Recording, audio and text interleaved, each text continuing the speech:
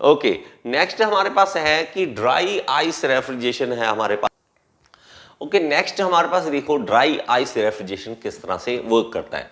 तो dry ice refrigeration को समझने के लिए सिंपल सी मैं आपको बात बताता हूँ। ड्राई आइस देखी हुई है कहीं ना कहीं आपने, लेकिन इसको रियलाइज नहीं करते हम कि ये हमने देख रखा है। मैं आपको दिखाऊं ड्राई आइस कहाँ पे देखी है। तो आपने कभी ये देखा है मैरिजेस में देखा धुआं धुआं सा उठता है, कहीं ना कहीं मशीन देखी होगी जहां पे धुआं उठता है, यहां पे देखा होगा। ये देखो, ये देखिए, ये देखिए। ओके, यहां पे देखा है। और ये शादियों में ना खास करके इस तरह से दिखता है आपको। ये क्या होता है, ड्राई आइस क्या होता है कि इसकी खासियत है, ठीक है। ड्राई आइस क्या है, CO2 मतलब कार्बन डाइऑक्साइड को हम जमा लेते हैं तो वो ड्राई आइस बन जाती है।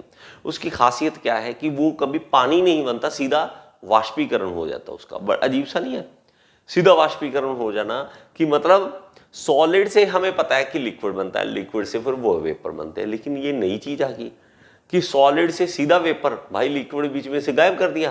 तो हाँ, ये होता है ड्राई आइस में होता है। ये ड्राई आइस जो है वो फेज चेंज करती है, सीधा सॉलिड से सीधा वेपर में जाती है। और ये आपको देखने को मिलता है जब आप शादियों में देखते हो ना, इस तरह से धुआं उठता, ठीक है। शादियों में कई बार यहाँ पे देखते हैं तो ड्रिंक्स वगैरह में, ठीक है। और इवन यहाँ पे शादियों में यहाँ पे धुआं करने के लिए ड्रिंक्स वगैरह में भी आप देखोगे तो ये जो होता है वो ड्राई आइस होता है उसमें। ये देखना, ये भी देखना, ये यहाँ पे दिख रहा है आपको, यहाँ पे दिख रहा होगा, ठीक है। तो ये जो धुआं निकल रहा है, ये जो धुआं निकल रहा है ये एक्चुअली ड्राई आइस से होता है, ठीक है। ये हमारे पास होता है ड्राई आइस। तो सीधा क्या करेगा, ठंडा भी कर देगा, ठंडा कर देगा, लेकिन सीधा वाष्पीकरण हो जाएगा इसका। और फायदा ये है इसका कि इसमें क्या होता है कि पानी वगैरह जो होता है ना कि नीचे पानी हो गया, बहुत ज्यादा इकट्ठा हो गया, वो नहीं होगा। तो हमारे पास इस तरह से होगा। प्लीज इसको लिख लेंगे थोड़ा सा, ड्राई आइस रेफ्रिजरेशन क्या है, ठीक है।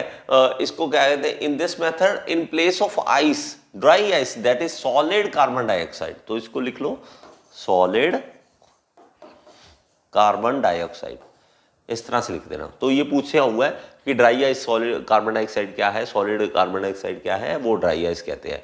During the phase change it does not enter into liquid state, thus under sublimation changes to of state occurs from solid to vapour. भाई सॉलिड से वेपर बन जाता है, उठाओ और ठंडा कर लो, बस काम खत्म। लेकिन ये आम नहीं मिलता आपको, आम दुकानों में नहीं मिलेगा, इंडस्ट्रियल यूज पे मिल जाता है। यहाँ पे आम दुकानों पे हमें नहीं मिलता ये। ओके ओके, आई होप कि ये चीज समझ आ गई होगी आपको। इसमें जो मेन आपको लिखने वाला है वो लिख लीजिए, absorbing heat equivalent to its latent heat of evaporation. मतलब इसको क्या कहेंगे, लेटेंट हीट ऑफ इवेपोरेशन, मतलब इवेपोरेशन होने के लिए जो लेटेंट हीट रिक्वायर्ड है, लेटेंट हीट रिक्वायर्ड है उसको कहें लेटेंट हीट ऑफ इवेपोरेशन। वो कितनी है, देखिए it evaporates at -78 degree centigrade. तो भाई -78 डिग्री सेंटीग्रेड पे भी इवेपोरेट हो जाता है।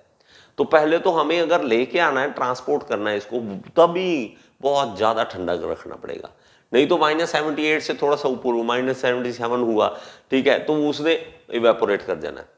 तो इसलिए तो हमारे पास कहाँ से इतना, ठीक है, हम घर में रख नहीं सकते इसको, इसलिए ये।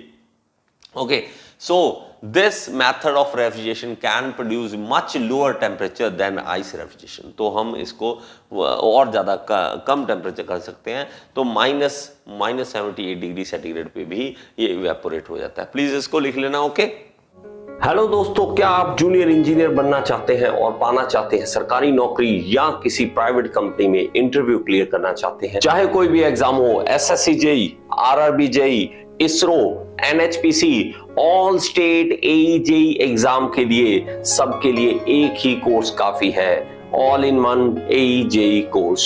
इस कोर्स में आपको मिलेंगी live classes, recordings, PDF notes, test जो आपको हेल्प करेंगे आपके एग्जाम को क्लियर करने में। इसके अलावा आपको जो भी डाउट्स है आप मेरे से डायरेक्टली पूछ सकते हैं। तो देर ना करें, आज ही ज्वाइन करें all in one AE JEE course को।